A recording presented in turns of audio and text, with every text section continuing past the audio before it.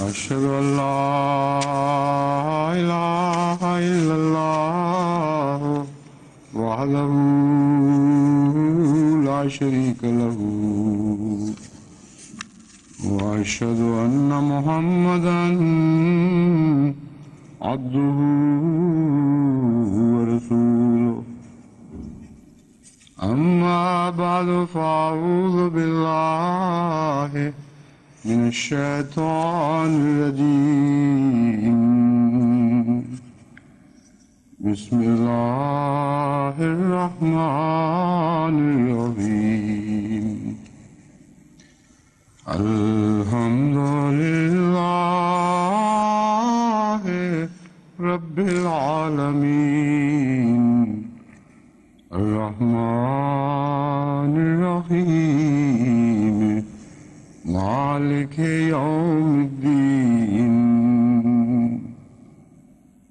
إياك نعبد وإياك نستعين اهدنا الصراط المستقيم صراط الذين أنعمت عليهم غير المغضوب عليهم ولا الضالين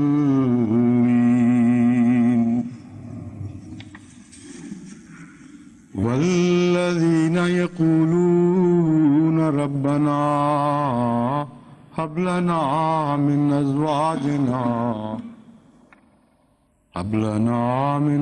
أزواجنا وذرياتنا قرة أعين واجعلنا للمتقين إماما أولئك يجزون الغرفة بما صبروا ويلقون فيها تحية وسلاما خالدين فيها حسنت مستقرا ومقاما قل ما يعبأ بكم ربي لولا دعاؤكم فقد كذبتم فسوف يكون لزاما. سورہ فرقان آیات 75 تا 78. سورہ فرقان میں جہاں اللہ تعالی رحمان خدا کے بندوں کی صفات بیان فرماتا ہے،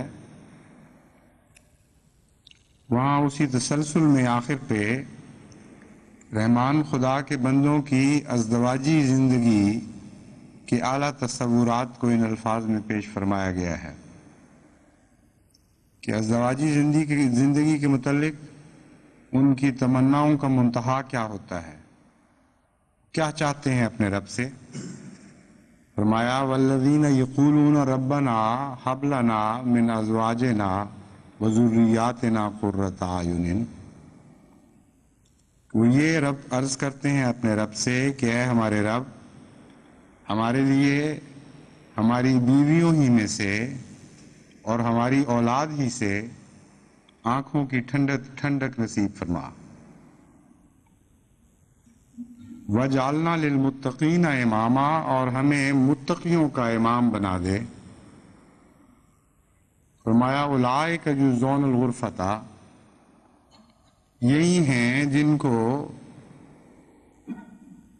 جنت میں بلند و بالا عمارتیں، 2 منزلہ عمارتیں عطا کی جائیں گی، اس وجہ سے کہ انہوں نے صبر سے کام لیا. وَيُلَقَّوْنَ فِيهَا تَحِيَّةً وَسَلَامًا، اور انہیں نیک تمناؤں اور سلامتی کے ساتھ خوش آمدید کہا جائے گا. وہ ہمیشہ اسی حالت میں رہیں گے. حسنت مستقرم و مقامہ، ان کی عارضی قیام گاہ بھی بہت خوبصورت اور حسین ہوگی اور ان کی دائمی قیام گاہ بھی بہت خوبصورت اور حسین ہوگی۔ تو ان سے کہہ دے ما یابأ بکم ربی لولا دعاؤکم، یعنی قل کے مخاطب حضرت اقدس محمد مصطفیٰ صلی اللہ علیہ وآلہ وسلم ہیں۔ وہ فرمایا ہے محمد تو ان سے کہہ دے، یعنی عام بنی نوع انسان سے، ما یابأ بکم ربی لولا دعاؤکم، اگر تمہاری دعا نہ ہو تو میرے رب کو تمہاری کچھ بھی پرواہ نہیں۔ فقد کذبتم فسوف یکون لزاما، کیونکہ تم دعا کے نظام کو جھٹلا چکے ہو، خدا تعالیٰ سے لقاء کے مضمون کو جھٹلا چکے ہو، پس لازماً اس کے نتائج بلاؤں کی طرح تم سے وابستہ ہو جائیں گے۔ ایسی بلائیں جو ایک غلط فعل کے نتیجے میں انسان کو لازم ہو جایا کرتی ہیں، چمٹ جایا کرتی ہیں، ایسی چمٹنے والی مصیبتیں تمہیں آ گھیریں گی۔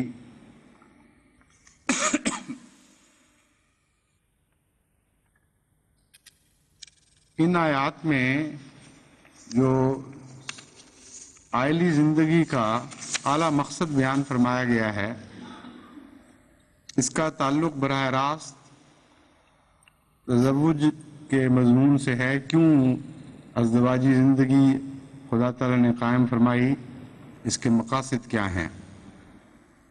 اور دراصل بنیادی مقصد، جیسا کہ ہر معمولی فہم کا انسان بھی سمجھ سکتا ہے، انسانی زندگی کا تحفظ ہے، یا یوں کہنا چاہیے کہ زندگی کا تحفظ اور بقائے نسل ہے، تاکہ ہر چیز کی نسل باقی رہے۔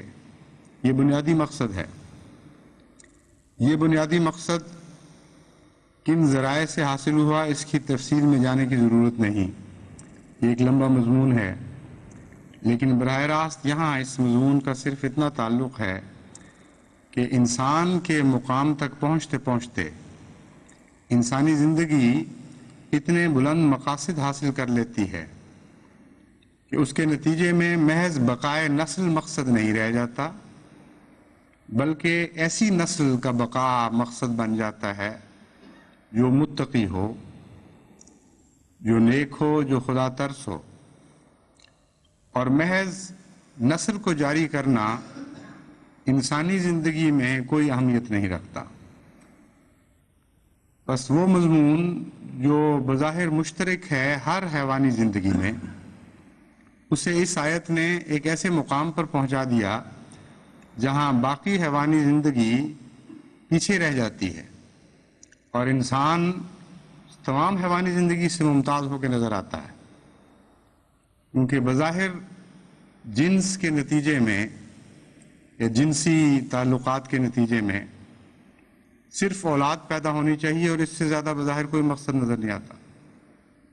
اور اللہ تعالیٰ فرماتا ہے کہ جس مقام پر خدا اپنے رحمان بندوں کو دیکھنا چاہتا ہے اور دیکھتا ہے، اس مقام پر ان رحمان بندوں کے منہ سے یہ دعائیں نکلتی ہیں کہ اے خدا، ہمیں صرف اولاد نہیں چاہیے، ہمیں ایسی اولاد چاہیے جو متقی ہو۔ ہمیں صرف بیویاں نہیں چاہیے، ایسی بیویاں چاہیے جو متقی ہوں اور ہماری آنکھوں کے لیے ٹھنڈک کا سامان پیدا کرنے والے ہوں۔ آنکھوں کی ٹھنڈک کا سامان پیدا کرنے کی دعا کے بعد یہ فرمانا وَجْعَلْنَا لِلْمُتَّقِينَ إِمَامًا، یہ بتاتا ہے کہ مومن کی آنکھوں کی ٹھنڈک دراصل تقوی دیکھنے میں ہے، دین کو سدھرا ہوا دیکھنے میں ہے۔ اسی مضمون کو حضرت مسیح موعود علیہ السلام یوں بیان فرماتے ہیں، یہ ہو میں دیکھ لوں تقوی سبھی کا، جب آئے وقت میری واپسی کا۔ آخری وقت میں میری یہ تمنا ہے کہ جاتے ہوئے میری نظر جب اپنی اولاد پہ پڑے تو وہ متقی ہوں۔ بین ہی اسی آیت کے مضمون کو حضرت مسیح موعود علیہ السلام نے اردو میں دعائیہ رنگ دیا ہے۔ فرمایا اولئک یجزون الغرفۃ بما صبروا، چونکہ ان لوگوں نے صبر سے کام لیا ہے اس لیے ان کو جنت میں بالا خانے عطا کیے جائیں گے اور وہاں انہیں نیک تمناؤں، دعاؤں اور سلامتی کے ساتھ خوش آمدید کہا جائے گا۔ دوسرا مقصد جو قرآن کریم سے ثابت ہے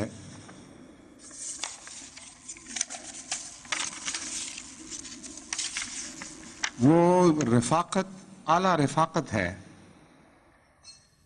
اور تسکین قلب ہے۔ چنانچہ قرآن کریم فرماتا ہے من آیاتہ ان خلق لکم من انفسکم ازواجا لتسکنوا الیہا وجعل بینکم مودۃ ورحمہ ان فی ذلک لآیات لقوم یتفکرون، کہ تمہارے اندر خدا تعالیٰ نے جو مودت اور رحمت کے جذبات رکھ دیے ہیں ان کی تسکین کے لیے بیاہ شادی کا نظام بنایا گیا تاکہ تم ایک دوسرے سے سکینت حاصل کرو اور ایک دوسرے کی رفاقت سے زندگی کا سفر زیادہ عمدہ طریق پر طے کر سکو۔ پھر قرآن کریم فرماتا ہے وَاتَّقُوا اللَّهَ الَّذِي تَسَاءَلُونَ بِهِ وَالْأَرْحَامَ، اور اللہ تعالیٰ کا تقوی اختیار کرو، الَّذِي تَسَاءَلُونَ بِهِ، جس کے واسطے دے دے کر تم ایک دوسرے سے خیر چاہتے ہو، جس کے نام پر استدعا کرتے ہو، والارحام، اور رحمی رشتوں کو نہ بھولنا، خصوصیت کے ساتھ رحمی تعلقات کو فروغ دو۔ اس آیت سے اور بعض دیگر آیات سے ایک تیسری بنیادی وجہ بیاہ شادی کی یہ بھی معلوم ہوتی ہے کہ ایک ایسا معاشرہ قائم ہو جس میں عائلی زندگی کو ایک نمایاں مقام حاصل ہو اور خاندان کی بنا پر سوسائٹی قائم کی جائے، انفرادیت کی بنا پر سوسائٹی کا قیام نہ ہو۔ باہمی رشتہ داریوں کا مضبوط بندھن، اس کے نتیجے میں ایک دوسرے سے حسن سلوک، ایک دوسرے سے پیار اور محبت، گویا کہ خاندان کی کو بنیاد بنایا ہے اسلام کے سوشل سسٹم کا۔ ہر سوشل نظام کی ایک روح اور ایک فلسفہ ہوتے ہیں۔ اسلامی سوشل نظام کی روح اور فلسفہ خاندان کے نظام کو تقویت دینا ہے، جس کی بنیاد ارحام پر ہے۔ چنانچہ وہاں جو ازدواجی زندگی کے لیے دعا سکھائی وہ بھی رحمان خدا کے بندوں کی صفات بیان کرتے ہوئے سکھائی، اور رحمی رشتوں کو تقویت دینے کا رحمان سے تعلق حضرت صلی اللہ علیہ وآلہ وسلم نے یوں بھی کھول کر بیان فرما دیا کہ رحم اور رحمان دونوں ایک ہی مادے سے نکلے ہوئے لفظ ہیں، اس لیے وہ شخص جو رحمی رشتوں کو کاٹتا ہے اس کا رحمان خدا سے بھی تعلق کٹ جاتا ہے۔ بس یہ مضمون آپس میں ایک دوسرے کے ساتھ مربوط ہے۔ یہ تین بنیادی وجوہات ہیں جو قرآن کریم سے معلوم ہوتا ہے کہ انسان کی عائلی یا ازدواجی زندگی کی بنا ہے، اور جب ہم غور کرتے ہیں دنیا کے حالات پر تو ان کے سوا باقی ساری وجوہات سے شادیاں کی جاتی ہیں اور ان باتوں کو پس پش ڈال دیا جاتا ہے۔ حضرت صلی اللہ علیہ وآلہ وسلم نے اس نقشے کو جس طرح پایا دنیا میں اس طرح یوں بیان فرمایا تنکح المرأۃ لأربع لمالها ولحسبها وجمالها ولدینها واظفر بذات الدین تربت یداک۔ عموماً لوگ جو دنیا میں شادیاں کرتے ہیں وہ دین کو سب سے آخر پہ کر دیتے ہیں اور اولیت دیتے ہیں مال کو، حسب و نسب کو اور جمال کو، اس کے حسن کو۔ فاظفر بذات الدین، تم دین کو اولیت دو، دین کو غالب رکھو۔ تربت یدا کا، اگر تم ایسا نہیں کرو گے تو ناکام اور نامراد رہو گے، بد نصیب ہوگے۔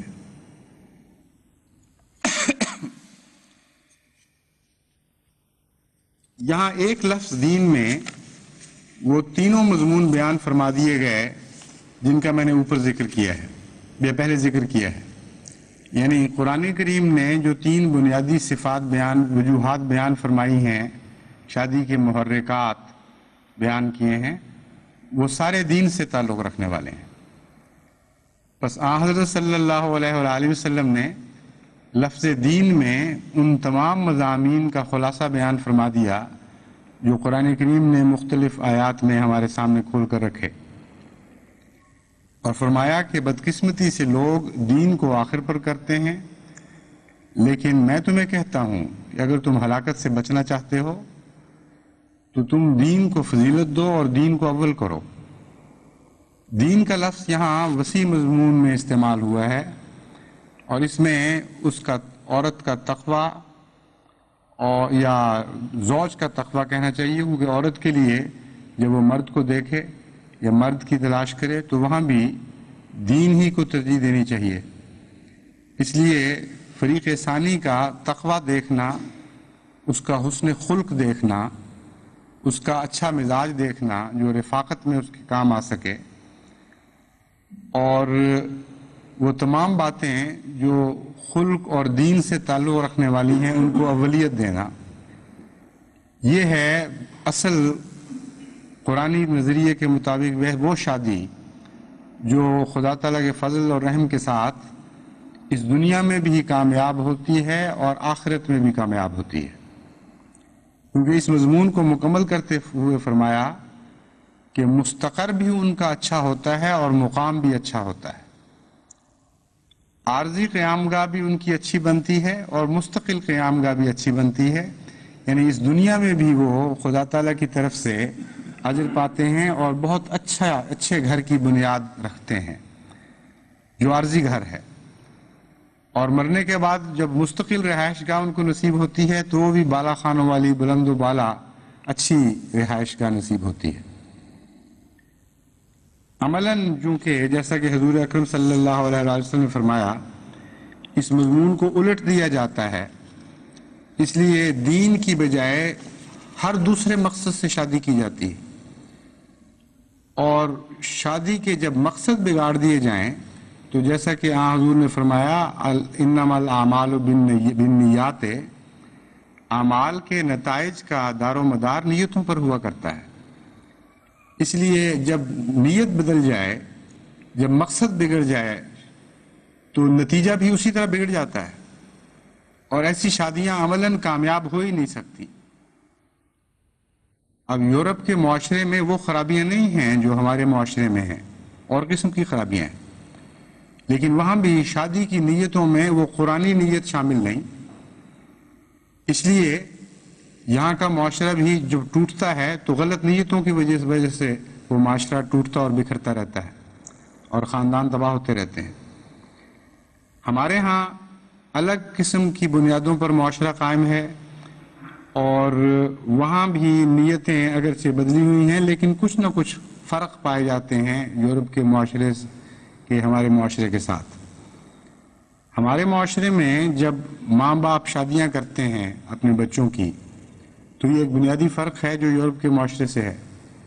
یہاں عموماً لڑکا اور لڑکی آپس میں مل کے فیصلہ کرتے ہیں، ہمارے ملک میں عموماً والدین فیصلہ کرتے ہیں، مگر دونوں جگہ نیتوں کا فساد نظر آتا ہے۔ بہت سی شادی کی تباہی کی وجوہات میں ایک وجہ یہ ہے کہ ماں باپ حرص سے شادی کرتے ہیں، وہ سمجھتے ہیں ہمارے بچے کی خوشی اس بات میں ہے کہ امیر گھرانے کی لڑکی گھر میں آئے اور اس کے ساتھ دولت ہو، اس کے ساتھ وہ سب آرام ہوں جو دولت کے ذریعے نصیب ہوتے ہیں، کاریں ہوں، ریفریجریٹر ہوں، بچے کی اعلیٰ تعلیم کے لیے اخراجات مل جائیں۔ ان نیتوں کے ساتھ وہ لڑکی ڈھونڈتے ہیں اور بعض دفعہ بڑی بے شرمی کے ساتھ کھلے لفظوں میں مطالبہ بھی کرتے ہیں۔ تو حضرت صلی اللہ علیہ وآلہ وسلم نے جو فرمایا کہ مال کے لیے شادی کی جاتی ہے، تو امر واقعہ یہ ہے کہ یہ کوئی بعید بات نہیں ہے جو شاذ و نادر نظر آتی ہو۔ کثرت کے ساتھ روزمرہ ہمارے معاشرے میں مال کی شادیاں دکھائی دیتی ہیں، اور مال کو حسب اور جمال پر اولیت دینے کی وجہ یہ ہے کہ عملاً ساری دنیا میں مال ہی کو اولیت دی جاتی ہے۔ جب تک کسی لڑکی کو یہاں یہ معلوم نہ ہو جائے کہ اس کے خامن کے پاس کافی دولت ہے یا اچھا مقام اور مرتبہ ہے جس کے نتیجے میں وہ سہولت سے زندگی بسر کر سکے گی، وہ فیصلہ نہیں کرتی۔ لوگ یہ سمجھتے ہیں کہ عموماً حسن کو مال پر فضیلت دی جاتی ہے، لیکن واقعہ یہ ہے کہ مرد حسن کو فضیلت دیتے ہوں گے، لیکن عورت بھی تو ایک فریق ہے۔ عورت بسا اوقات مال کو فضیلت دیتی ہے، یا عورت کے گھر والے، جب ہمارے ملک میں ہم اپنے ملک کے معاشرے کو دیکھتے ہیں تو وہاں یہ کہیں گے کہ عورت کے گھر والے مال کو فضیلت دیتے ہیں، اور سب سے پہلے جائیداد دیکھی جاتی ہے، اس کے دوسرے امکانات دیکھے جاتے ہیں کہ آئندہ مالی لحاظ سے اس کی ترقی کے کیا امکانات ہیں۔ اور ایسی شادیاں شروع ہی سے جس کو کہتے ہیں ڈومڈ ہو جاتی ہیں، ان کے متعلق وہیں لکھ دیا جاتا ہے خدا کی تقدیر کی طرف سے کہ تم نے جو مقصد اختیار کیا ہے اس مقصد کے نتیجے میں دل کی تسکین، آنکھوں کی ٹھنڈک، نیک اور پاکیزہ اولاد کا نصیب ہونا ایک بعید کی بات بن جاتی ہے۔ پھر حسب کی شادیاں بھی بڑی کثرت سے ہوتی ہیں۔ اچھا خاندان دیکھنا جس کے ساتھ نام و نمود ہو، یہ بظاہر یہ خیال ہوتا ہے کہ شاید بعض لوگ صرف کرتے ہوں، لیکن امر واقعہ یہ ہے کہ انسانی نفسیات میں اس کا بہت بڑا عمل دخل ہے۔ حسب کے متعلق میں جانتا ہوں، میرے ساتھ رشتے ناتوں کا بڑا دیر سے تعلق ہے، لوگ بڑی دیر سے مجھے لکھتے چلے آتے ہیں کہ ہمارا رشتہ کرواؤ، اور بہت جگہ میں نے اس خواہش کو اگر ظاہر نہیں تو دبا ہوا ضرور دیکھا ہے۔ اور بعض ماں باپ تو محض سوشل سٹیٹس میں لڑکی دیتے ہیں، یا لڑکے محض سوشل سٹیٹس اونچا کرنے کے لیے ایسی لڑکی ڈھونڈتے ہیں جس کے خاندان کو باہر سے دیکھا جائے تو بڑی اس میں چمک دمک نظر آئے اور ایک مقام اور مرتبہ نظر آئے، اور ایسی شادیاں بھی اکثر ناکام ہوتی ہیں۔ پھر زینت حسن کو دیکھا جاتا ہے، حسن کے نتیجے میں مودت اور رحمت جو مقاصد میں داخل ہے وہ ضرور آ جاتے ہیں، اس میں کوئی شک نہیں، لیکن اسے دوام حاصل نہیں ہے۔ وجہ یہ ہے کہ حسن تو ایک فانی چیز ہے، ہمیشہ ایک حال پر نہیں رہتا، اور نہ صرف فانی ہے بلکہ جتنا اس سے زیادہ واقفیت ہوتی چلی جائے، جتنا قریب آ جائے، جتنا ہاتھ میں آئے، اتنا ہی اس کی لذت کم ہوتی چلی جاتی ہے، اور رفتہ رفتہ یہ ایک روزمرہ کی چیز بن جاتا ہے۔ اور سیرت ایک ایسی چیز ہے جو کبھی بھی اپنی کشش نہیں کھوتی، بالکل حسن کے برعکس نتیجہ پیدا کرتی ہے۔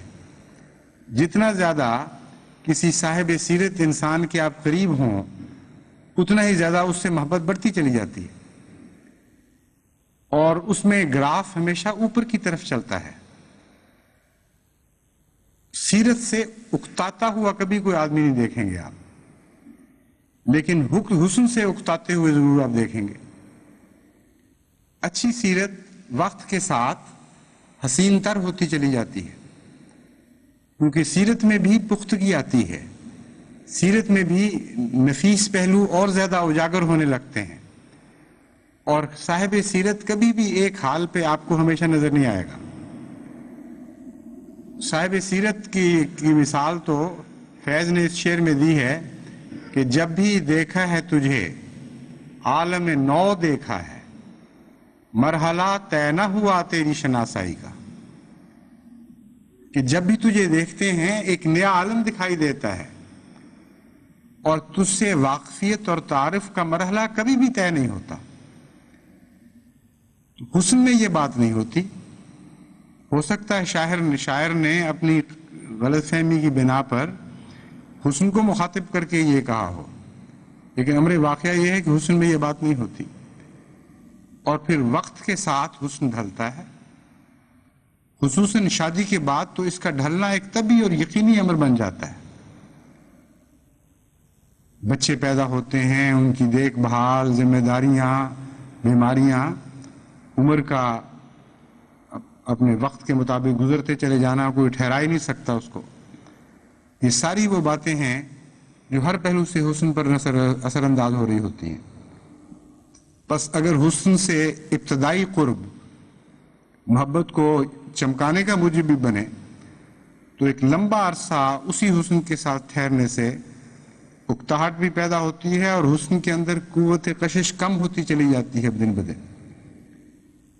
سیرت کے مضمون اور دین کا مضمون ایک ہی چیز ہے اصل میں.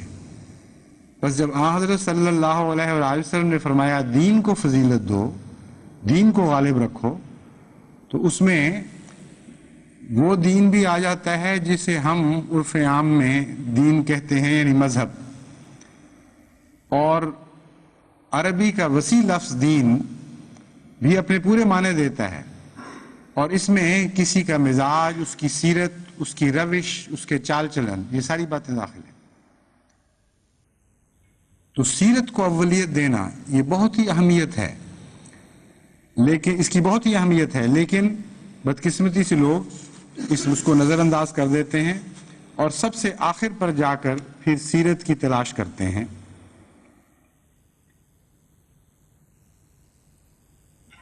اس کے علاوہ بھی بگڑے ہوئے بہت سے مقاصد ہیں جو کسی نہ کسی جہت سے انسانی ذہن میں داخل ہوتے رہتے ہیں. بعض عورتیں بہو صرف نوکرانی کے طور پر لاتی ہیں، اور جتنا غربت ہو کسی جگہ اتنا ہی زیادہ یہ نوکرانی کا تصور بیچ میں زیادہ عمل دخل کرتا ہے.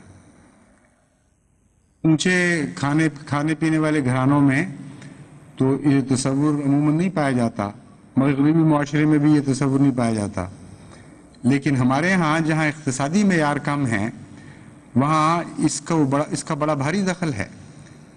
چنانچہ بعض مائیں جہاں جوائنٹ فیملی سسٹم ہیں وہاں بہو لاتی اس لیے ہیں کہ اس سے خوب کام لیں گی، صرف خاوند کی خدمت ہی نہیں کرے گی بلکہ اس کے بہن بھائیوں کی بھی خدمت کرے گی، اس کے والدین کو بھی پالے گی. والدین تک تو بہرحال فرائض میں داخل ہے، لیکن بہن اور پھر بہنوں کے خاوند یا بھائی اور ان کی بیویوں کی خدمتیں، اس مضمون کو اتنا لمبا کھینچ لیا جائے تو یہ تو ایک بڑی سخت ناقابل برداشت صورتحال بن جاتی ہے، اور بعض گھروں میں ہوتی ہے ہی. مرد جو بگڑے ہوئے مقاصد رکھتے ہیں ان میں عموماً جیسا کہ میں نے پہلے بھی بیان کیا تھا حسن کو فضیلت ہوتی ہے، اور اس کے بعد تہذیبی اقدار کو فضیلت دیتے ہیں. آج کل کے زمانے میں جسے تہذیب کہتے ہیں اسلامی اصطلاح میں اس کو بد تہذیبی کہتے ہیں، مگر میں جب تہذیب کہہ رہا ہوں تو عام اصطلاح میں بات کر رہا ہوں. آج کل کے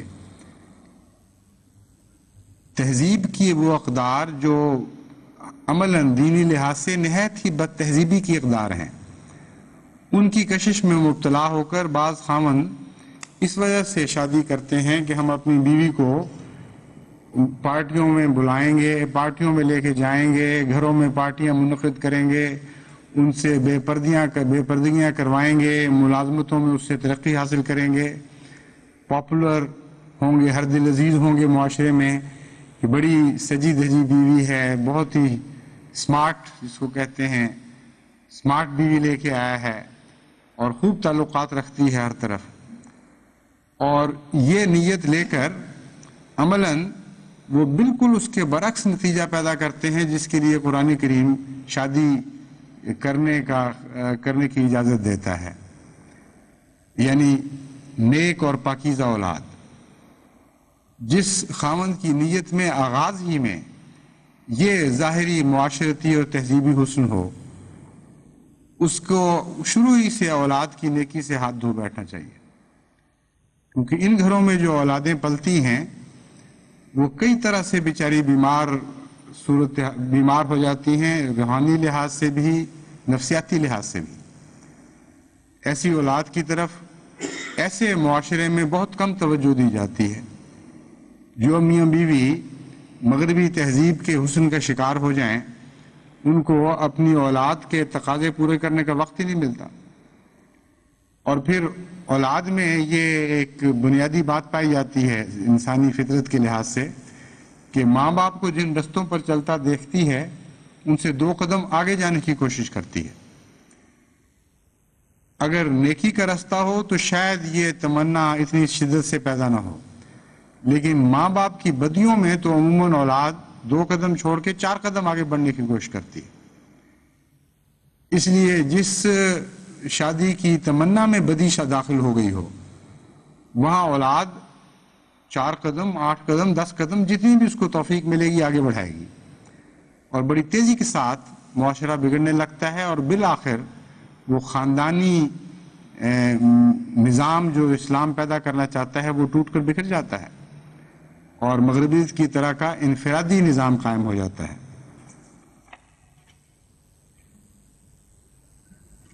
کفوف کا نہ ہونا یہ بھی ایک بڑی وجہ ہے بیاہ شادی میں خرابی کی۔ کفوف کیا چیز ہے؟ یہ اسلام میں ایک محاورہ ہے، فقہ میں بہت کثرت سے استعمال ہوتا ہے۔ کفوف سے مراد یہ ہے کہ جس قسم کی کسی کی حالت ہو ویسا ہی تلاش کیا جائے،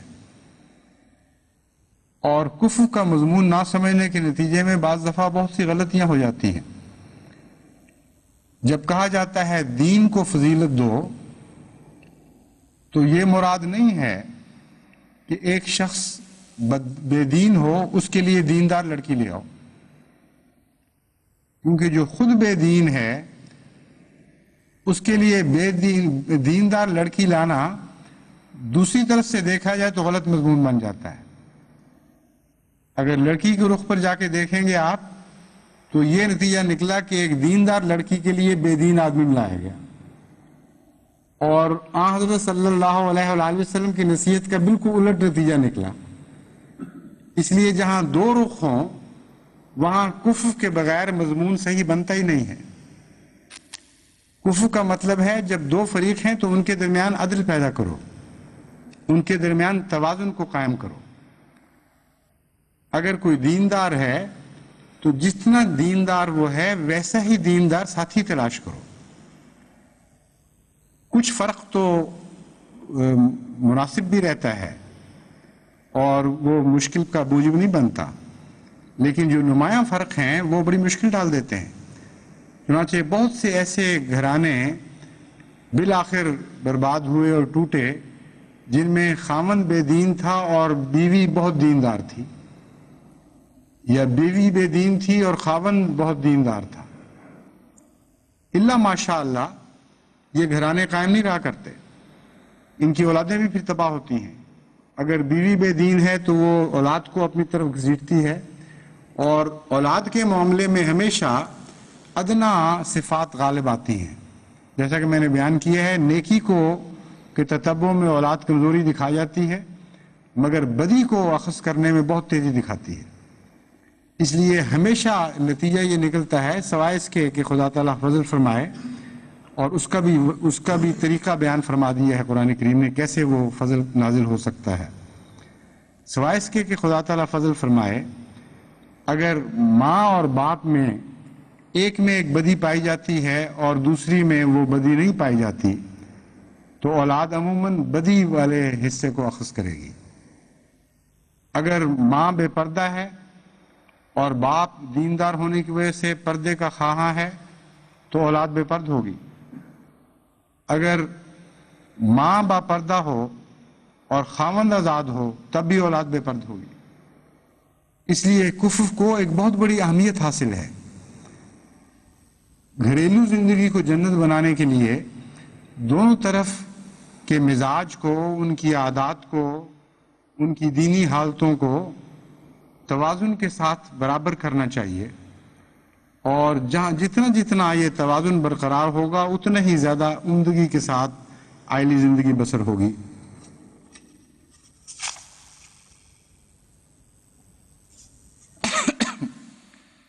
اسی طرح بہت سی شکایات جو میرے علم میں آتی ہیں، ان میں ایک بنیادی وجہ قرآن کریم کے ارشاد قول سدید کو نظر انداز کرنا ہوتا ہے۔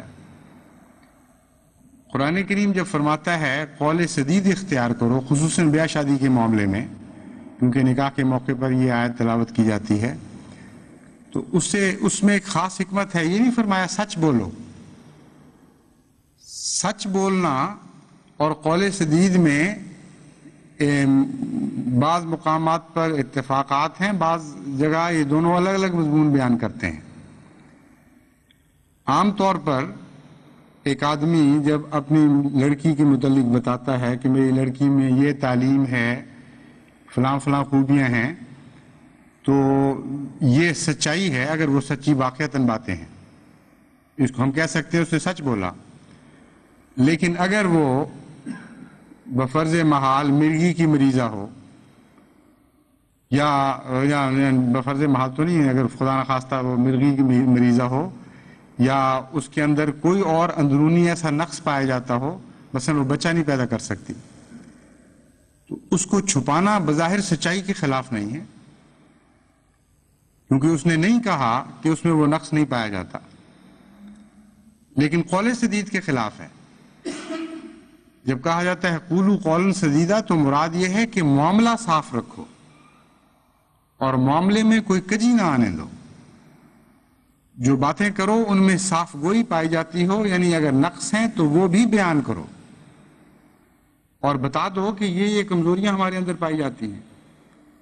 قول سدید کے نہ ہونے کے نتیجے میں بھی ہمارے معاشرے کی بہت ساری خرابیاں ہمارے معاشرے میں بہت ساری خرابیاں پائی جاتی ہیں، اور بہت سے گھر اسی وجہ سے ٹوٹتے ہیں۔ اور قول سدید کا نہ ہونا اتنا ایک وسیع عمل ہے جو ہر حصے پر اثر انداز ہوتا ہے۔ یعنی بعض لڑکے والے آ کے جھوٹی باتیں بتاتے ہیں، وہ تو خیر جھوٹ میں چلا جائے گا، لیکن بعض خامیوں پہ پردے ڈالتے ہیں اس لڑکے کی، بعض بد عادتیں اس لڑکے کو ہوتی ہیں جس کے متعلق وہ لڑکی والوں کو نہیں مطلع کرتے۔ اگر یہ بتایا ہے کہ فلان جگہ وہ ملازم ہے، تو مثلا یہ نہیں بتایا کہ اتنا مقروض بھی ہے۔ اگر یہ بتایا کہ ہماری اتنی جائیداد ہے، تو یہ نہیں بتایا کہ اتنی جائیداد رہن بھی ہوئی ہے، اور اتنی جائیداد جھگڑے والی ہے، اور اتنے جائیداد کے وارث بھی ہیں۔ تو بعض باتوں کا مخفی رکھنا یہ قول سدید کے خلاف ہے۔ ایک بچی کے متعلق مثلا مجھے پتہ ہے اس کی بڑی دردناک حالت ہے، اس کے میاں کو مرگی کا شدید دورہ پڑتا ہے، اتنا کہ اگر اس کی لڑکی کے والدین کو پتہ ہوتا تو آنکھیں کھول کے وہ شادی نہ کرتے، لیکن اس بات کو مخفی رکھا گیا، وہ شادی چل رہی ہے لیکن بڑی تکلیف کی حالت میں ہے۔ تو ایک دو جگہ نہیں، ہزارہ مثالیں آپ کو ہمارے معاشرے کی دکھوں کی ایسی ملیں گی جہاں قول سدید کو نظر انداز کر دیا گیا ہے۔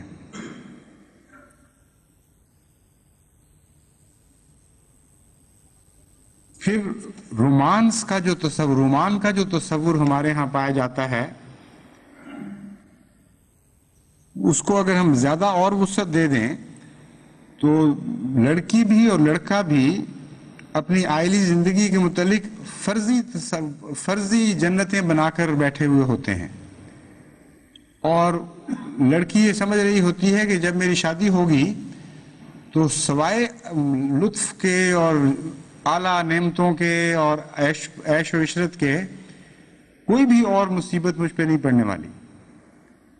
حالانکہ امر واقعہ یہ ہے کہ باقی باتیں تو دور کی ہیں، جس خاوند سے وہ عجیب و غریب توقعات لے کر جاتی ہے، اس خاوند کے بہت سے نقص ہیں جو طبعاً اور فطرتاً ہر شخص میں ہوتے ہیں، مگر الگ الگ ہوتے ہیں۔ بعض عادتوں کے نقص ہوتے ہیں، اس کو ان کے ساتھ بھی گزارا کرنا پڑے گا۔ بعض نقص ہیں جن کی اصلاح کی جا سکتی ہے، بعض کی اصلاح کی نہیں جا سکتی، ایسے بھی نقص ہوتے ہیں۔ اسی طرح لڑکی میں بھی کمزوریاں پائی جاتی ہیں، اس کے اندر بھی بعض خصائل کے نقص پائے جاتے ہیں، بعض ایسے نقص ہیں جو اس کی فطرت ثانیہ بن چکے ہوتے ہیں جو دوری نہیں کیے جا سکتے، ان کے ساتھ بھی انسان کو رہنا پڑتا ہے۔ پھر رشتہ داروں کی ذمہ داریاں ہیں، خاوند کے اپنے رحمی تعلقات ہیں جن کے ساتھ جن کے حقوق ہیں اس کے اوپر، وہ ادا کرنے ہیں۔ اب جس بیوی نے ایک جنت بنائی ہوئی فرضی کہ میں جاؤں گی تو میرے خاوند کو مثلا 4000 ملتا ہے، وہ سارا میرے ہاتھ میں آیا کرے گا اور میں اس طرح اس کو خرچ کروں گی، جب وہ دیکھتی ہے کہ بیوہ ماں پر بھی اس کو خرچ کرنا پڑتا ہے، اپنے یتیم بھانجے اور بھانجیاں بھی پالنے پڑتے ہیں، تو شدید رد عمل اس کے دل میں پیدا ہوتا ہے۔ حقیقت کی دنیا میں نہیں اترتے لوگ، یہ نہیں دیکھتے کہ فرض کی دنیا ایک اور چیز ہے، تصورات کی دنیا ایک اور چیز ہے۔ حقیقت میں انسان کو تلخیوں کے ساتھ بھی گزارا کرنے کی اہلیت پیدا کرنی چاہیے، اس لیے وہاں جا کر پھر لڑائیاں شروع ہو جاتی ہیں۔ مرد بھی اسی طرح اپنی بیویوں کے متعلق بعض ایسے تصورات باندھے ہوئے ہوتے ہیں کہ جب وہ شادی ہوتی ہے ان کو ٹھوکریں لگتی ہیں۔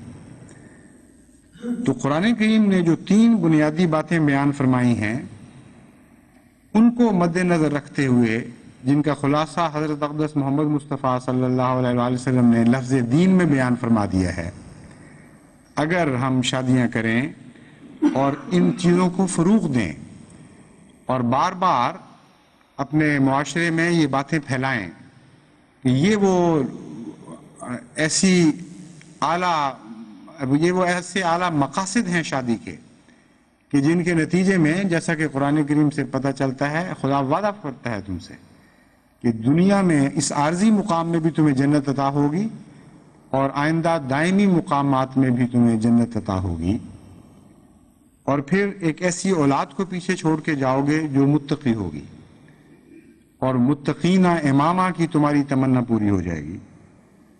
مگر افسوس ہے، جیسا کہ میں نے عرض کیا ہے، ان سارے امور کو بالعموم نظر انداز کر دیا جاتا ہے۔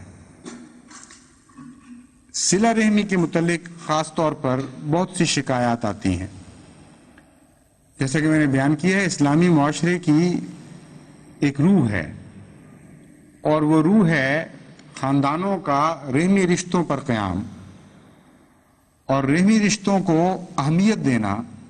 خاندان کا جو تانا بانا بنا جاتا ہے، اس میں کوئی نہ کوئی مرکزی محرک پایا جاتا ہے۔ ہر سوسائٹی کا الگ الگ محرک ہوتا ہے۔ قرآن کریم وہ محرک یہ بیان فرما رہا ہے کہ تم نے رحمی رشتوں کو فروغ دینا ہے اور ان تعلقات کو آگے بڑھانا ہے۔ اور مغربی دنیا میں اس کے برعکس قطع رحمی بنیادی اصول دکھائی دیتی ہے۔ تمام مغربی معاشرے میں آپ کو قطع رحمی کا رجحان نظر آئے گا۔ اتنا بڑھ جاتا ہے یہ رجحان کہ بیٹے کے ماں سے تعلقات نہیں رہتے، بیٹی کے باپ سے تعلقات نہیں رہتے، اور یہ بڈھے کثرت کے ساتھ جو آپ کو اکیلے تنہا زندگی بسر کرتے ہوئے دکھائی دیتے ہیں، جو قومی خیرات پر پل رہے ہوتے ہیں، یہ قطع رحمی کے نتیجہ ہے۔ ترس جاتے ہیں، بعض لوگ پاگل ہو جاتے ہیں، بعض خودکشیاں کر لیتے ہیں، صرف اس وجہ سے کہ خاندان والے ان کے اپنے بیوی بچے بہو بہنیں ان کو ایک بوجھ سمجھنے لگتے ہیں۔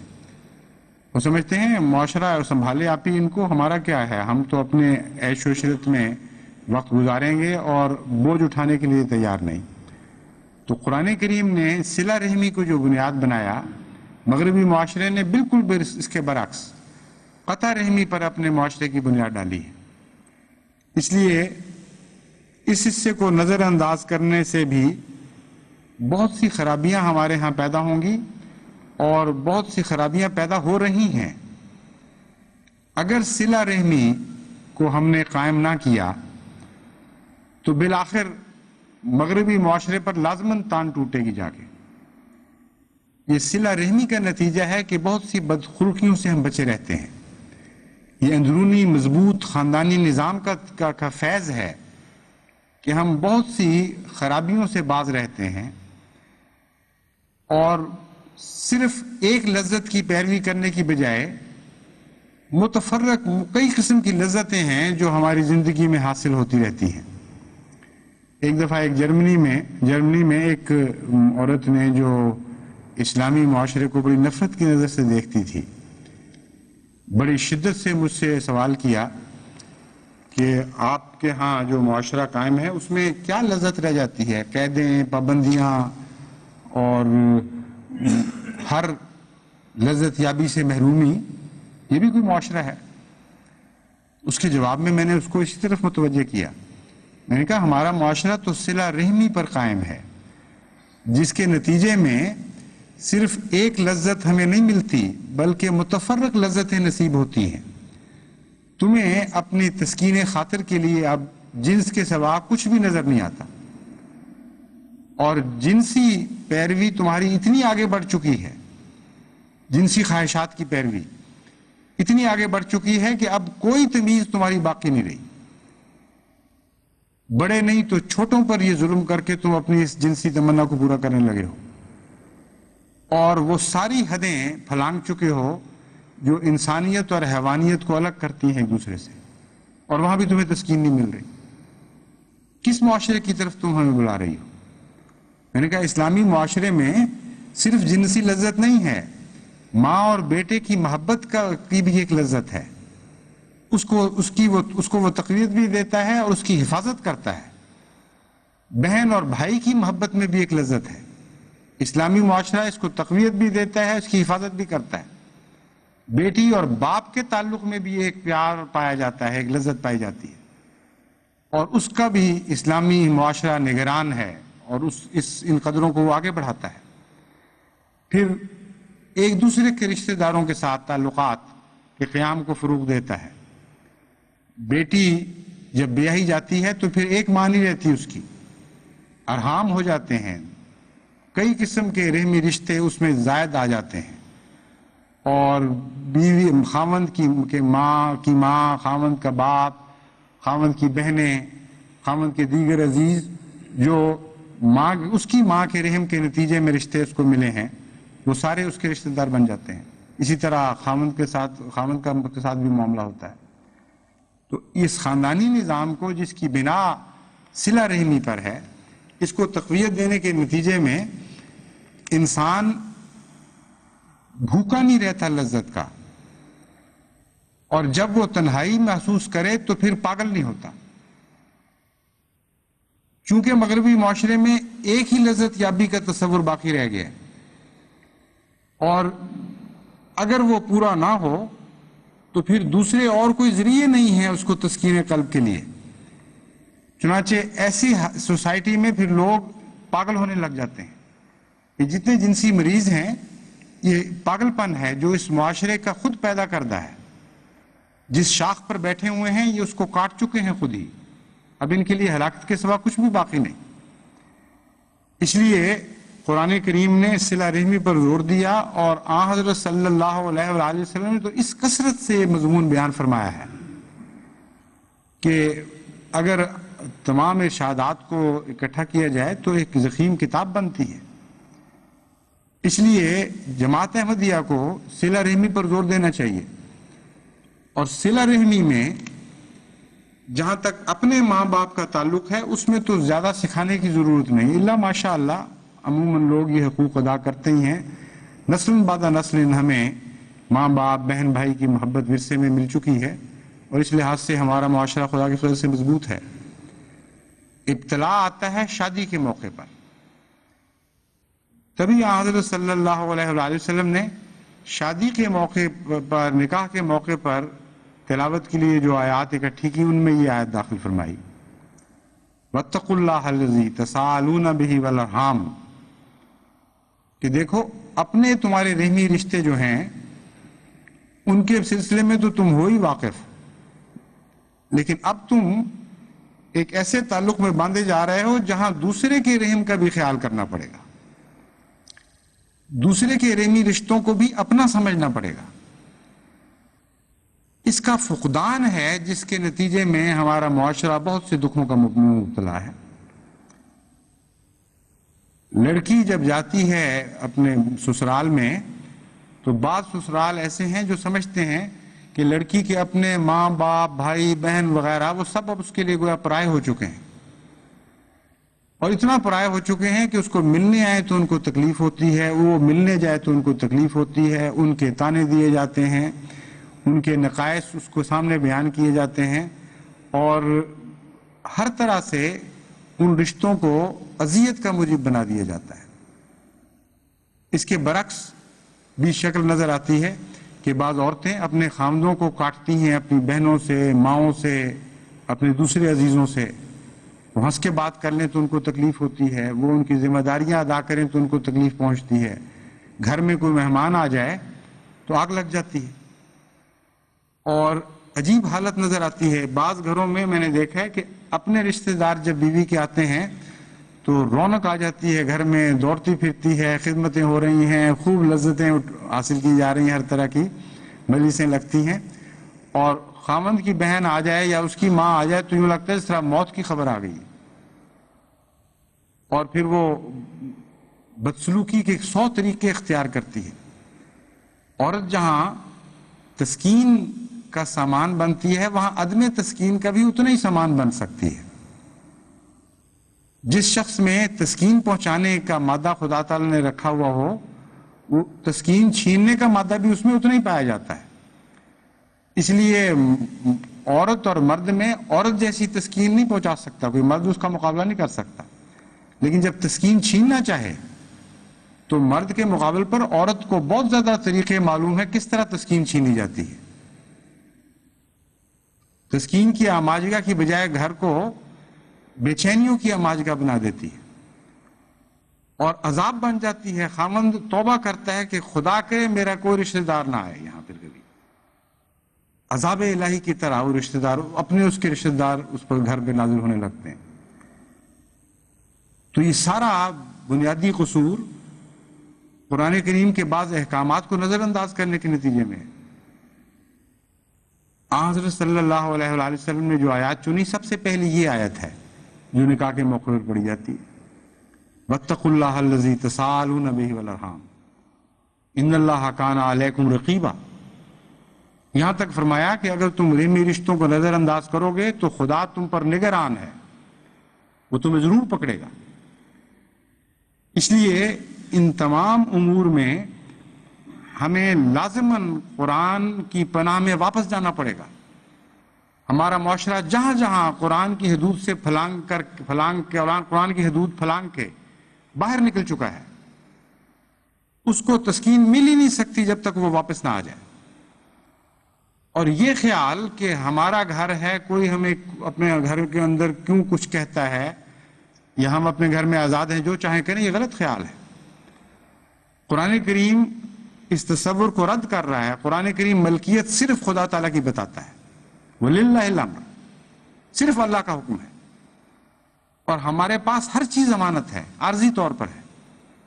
یہ خیال ہی غلط ہے کہ ہم اب آزاد ہیں، اپنے اپنے گھروں میں جو چاہیں کرتے پھریں۔ ہم ہرگز آزاد نہیں ہیں، یعنی ہم انسان کو جواب دیں نہیں، خدا کو ضرور جواب دیں۔ اس لیے خاوند اگر اپنی بیوی کے حقوق ادا نہیں کرتا تو وہ جواب دہ ہے، بیوی اگر خاوند کے حقوق ادا نہیں کرتی تو وہ جواب دہ ہے۔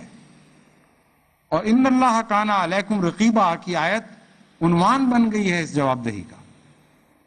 ہر وقت یہ نگرانی ہو رہی ہے، ہر وقت یہ جواب دہی ہو رہی ہے۔ اگر خاوند باپ اپنے بچوں کے حقوق ادا نہیں کر رہا، یا ان سے بدتمیزی کرتا ہے، سختی کرتا ہے، ظلم کرتا ہے، یہ سمجھتا ہے کہ میری اولاد ہے جو چاہوں میں کروں، وہ بھی جواب دے۔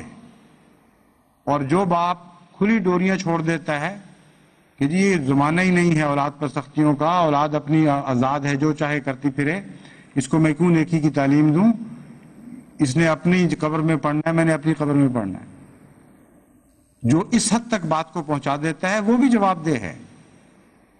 سختی کے بھی ہم جواب، اپنی سختیوں کے بھی ہم خدا کے سامنے جواب دیں، اپنی نرمیوں کے بھی جواب دیں، اور لازماً ہمیں وہ توازن پیدا کرنا پڑے گا جو توازن قرآن اور سنت ہم سے چاہتے ہیں۔ حضرت صلی اللہ علیہ وسلم نے فرمایا کلکم رائن وکلکم مسئول عن رعیتہ، کہ دیکھو ہر ایک تم میں سے چرواہا ہے۔ یہ خیال مت کرو کہ تم مالک ہو بھیڑوں کے، تم چرواہے ہو، اور چرواہا ایک ایک بھیڑ کا حساب دیتا ہے مالک کو گھر جا کے. اس کو ثابت کرنا پڑتا ہے کہ فلاں بھیڑ اگر ضائع ہوئی تو اس وجہ سے ضائع ہوئی, اس کا قصور نہیں ہے. اور پھر اس کے بعد حضرت صلی اللہ علیہ وآلہ وسلم تفصیل بیان فرماتے ہیں کہ کس طرح تم رائی بنتے ہو. کہتے ہیں گھر کا مالک جو ہے وہ بھی رائی ہے, اپنی بیوی اور بچوں کے لحاظ سے وہ خدا کے حضور جواب دہ ہوگا, اور بیوی بھی جواب دہ ہوگی, اور پھر سارا کے سارا انسانی نظام اپنے اپنے دائرہ کار میں اس حدیث کی روح سے جواب دہ بن جاتا ہے. بس معاشرے کی اصلاح بہت ہی ضروری ہے, لیکن ہوگی جیسا کہ میں نے بیان کیا تھا گھروں کی اصلاح سے. اور گھروں کی اصلاح میں جواب دہی کا تصور ہمیشہ پیش نظر رکھنا چاہیے.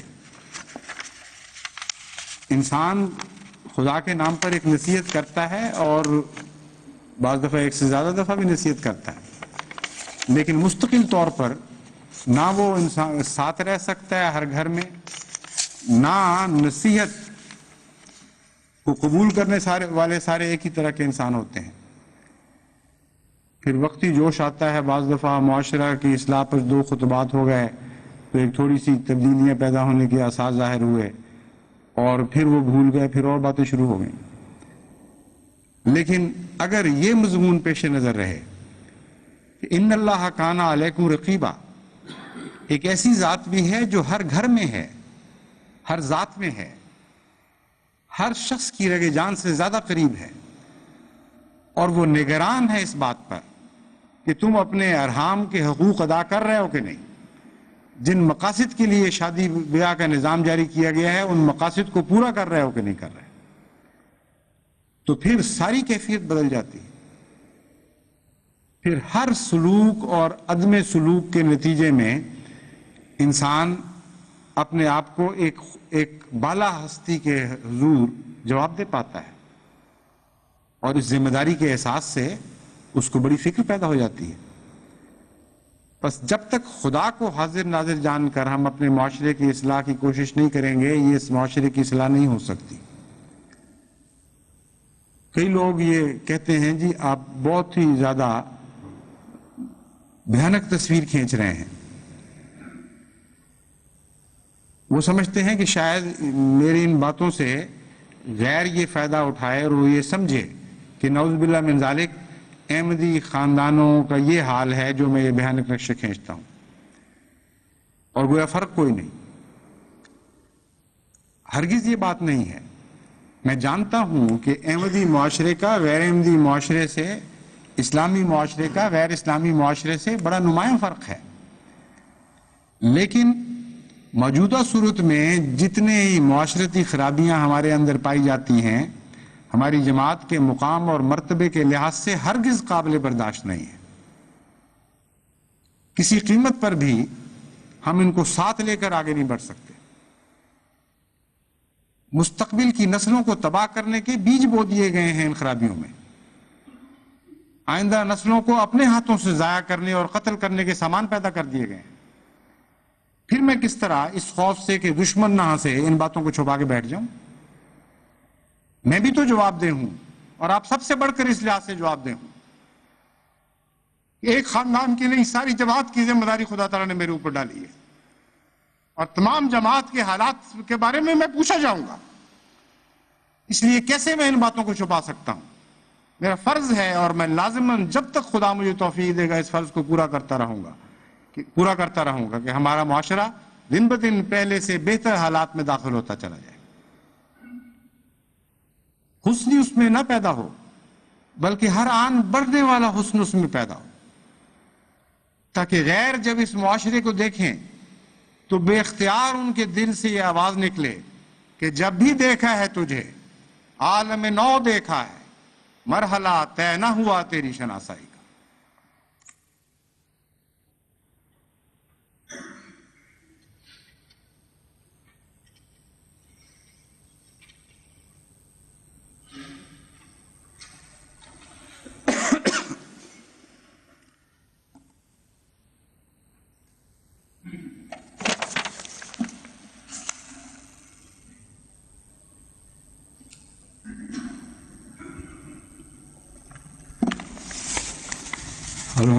لله نحمده ونستعينه ونستغفره ونؤمن به ونتوكل عليه ونعوذ بالله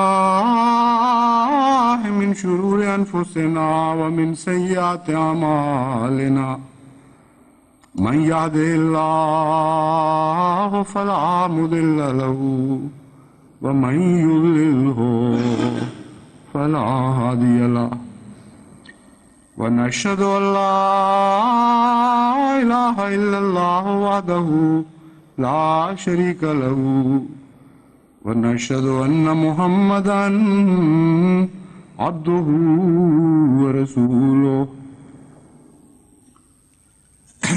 آج 3 خواتین کے نمازهای جنازہ غائب پڑھی جائیں گی. جمعے اور عصر کی نماز جمع ہوگی اور اس کے بعد یہ نماز جنازہ ہوگی. مکرمہ امت الحمید بیگم صاحبہ اہلیہ قاضی محمد رشید صاحب مرحوم وکیل المال. محترم عطا المجیب صاحب راشد کی خوش دامنہ تھیں، صحابیہ تھیں. لوائے احمدیت کے لیے سوت کاٹ کر دھاگا بنانے کی سعادت بھی ان کو نصیب ہوئی. خدا تعالیٰ کے فضل سے آپ کے 4 بیٹے واقف زندگی ہیں اور 3 بیٹیاں واقفین زندگی سے بیاہی ہوئی تھیں. اتنے بچوں کا واقف زندگی ہونا یا واقف زندگیوں سے بیاہے جانا بہت بڑا اللہ کا فضل ہے اور اس ماں کو خدا کا یہ فضل نصیب تھا. مکرمہ حمیدہ بیگم صاحبہ لاہور، یہ عبد الوحید خان صاحب retired deputy director labour Lahore کے مخلص احمدی ہیں اور ان کی والدہ تھیں، اور مکرم محترم چودھری عبد الحمید صاحب جنرل مینیجر وابڈا لاہور کی ہمشیرہ تھیں. مکرمہ آمنہ بیگم صاحبہ اہلیہ ڈاکٹر محمد دین صاحب مرحوم وہاڑی. مکرم چودھری ظہور احمد صاحب مرحوم ناظر دیوان کی ہمشیرہ تھیں، اور مکرم ودود احمد صاحب ہمارے ڈاکٹر مسعود احمد صاحب کے بھائی، سلسلے کے بڑے اچھے کارکن یہاں کے ہیں، ان کی خوش دامنہ تھیں. ان کی بھی وہاڑی میں وفات ہو گئی ہے، آج ہی اطلاع ملی ہے. تو عصر کے بعد انشاءاللہ ان کی نماز جنازہ غائب ہوگی. عباد اللہ رحمکم اللہ، ان اللہ یامر بالعدل والاحسان وایتاء ذی القربى وینہی عن الفحشاء والمنکر والبغی یعظکم لعلکم تذکرون. اذکروا اللہ یذکرکم وادعوہ یستجب لکم ولذکر اللہ اکبر.